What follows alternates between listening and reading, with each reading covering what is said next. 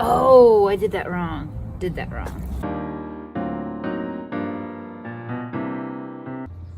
Day one on this project, so I just met with the clients and Calvin and Lorenzo, and we basically went through what's coming out, what is staying, and where to stage things. And so my job now is to go get a bunch of samples. I gotta make some changes to the plans because we made some change orders, added some stuff we wanted to do, and so I'll edit those plans, get the change order so we know what we're changing. But this is the before.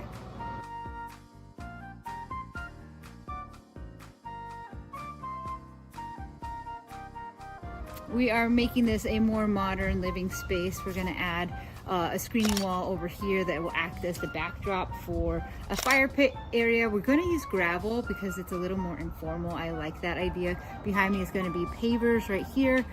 Really kind of bummed we're gonna lose this tree because it has great form, but it's in the way. The client doesn't like it. So it's going, and then we're going to have an open play space over here. We're gonna drop the shed down. We're gonna add pavers. We're gonna also add drainage because there's a big drainage issue here. And then on the side of the house, it's going to be all hardscape because at this point, they're just getting weeds here. So we're either gonna do pavers or concrete, whatever's more cost effective. Concrete probably.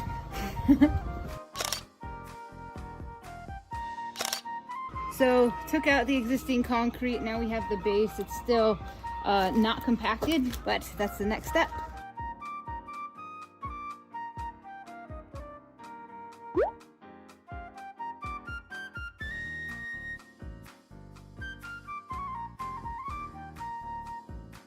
So today we are pouring our concrete. We have our curbs right here, our stepping stones.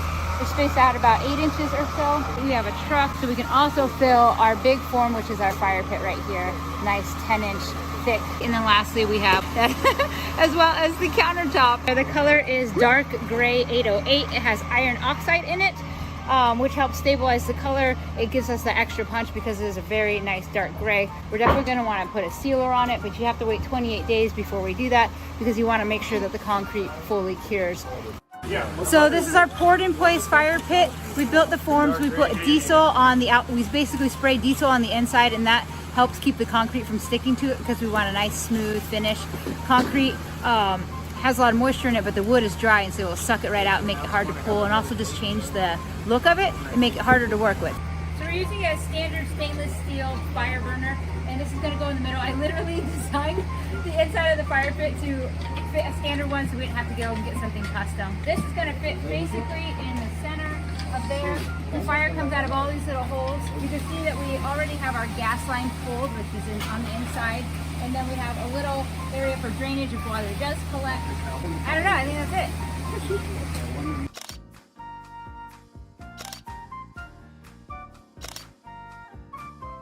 It's been about an hour and a half. The concrete is firm enough that they're gonna start removing the forms on this. The dangerous part is if it's not perfectly set up, it can slump, but these guys are pros, so I'm not worried about that. They used a half round, which basically gives us that nice curved edge. Helps keep down the chipping too. You'll also notice that we're gonna put some joints in. Anytime you have a corner like this is a high stress point, and it's more likely to crack in these areas. And that's gonna go ahead and give us the control joint of where we're gonna tell the concrete if it does crack, we want it to crack right there.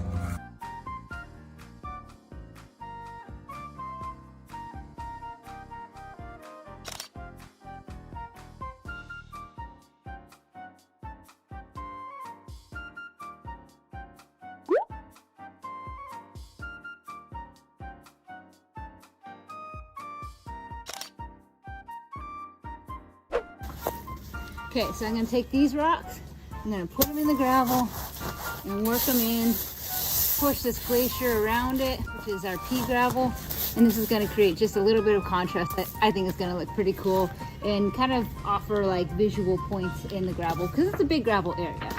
And I don't want them to be too high because I don't want to be like big tripping hazards.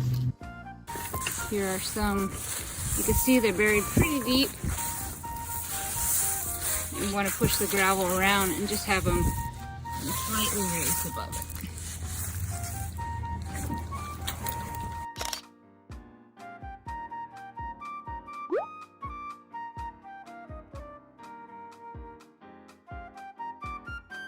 All right, so here's our panel wall. We'd have deep shelves on either side. These would be flat. Okay, so I'm about to start the panel wall. First, I'm gonna start with putting in the framing, and I'm gonna use 2x4s. We're gonna paint it so it matches everything, because we will have like 3/4 inch gaps in between. And that way, when we see it, it's gonna be the fence color and not the pressure treated color. I gotta figure out my shelving. That's gonna be a little complicated. And then I'm gonna start with my panels. Okay, so I put up some spacers just to give me a visual, because I've changed this design so many times. It's just more helpful to have that up there. My first frame I'm gonna make out of 2x2s. I'm using redwood for this. I'm going to paint them. The sides are gonna be 12 3/4 inch, which basically replaces 3 of those panels.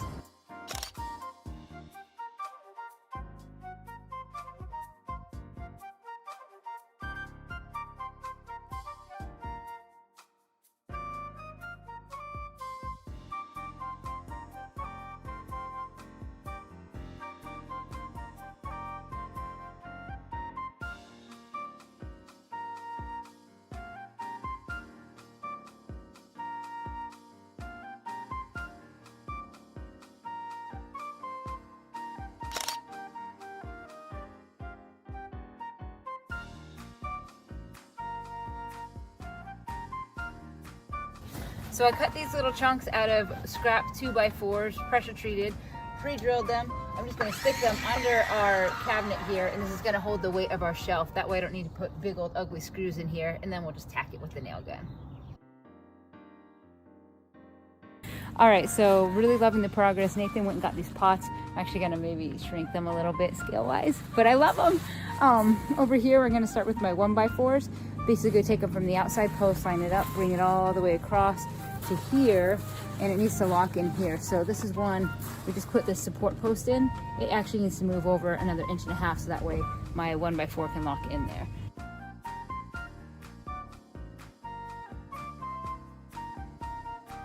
So we're getting a lot of the panels in. It's 3/4 inch spacing, because we're just using the same piece of wood and slipping it in between. And usually I would start at the bottom here with one and make sure it's level, and then work my way up and level each one with spacers as I go up. Because of all these boxes were measured perfectly to line up with the spacing, I wanted to start here just in case I started at the bottom and it didn't line up perfectly, or I mismeasured something. I would have had all those boards coming from here all the way up, and it wouldn't line up here, and it would just look bad. So it takes a little bit longer to start from the middle, because you gotta space everything instead of just having a base level you push it all off of, but I think it's worth it.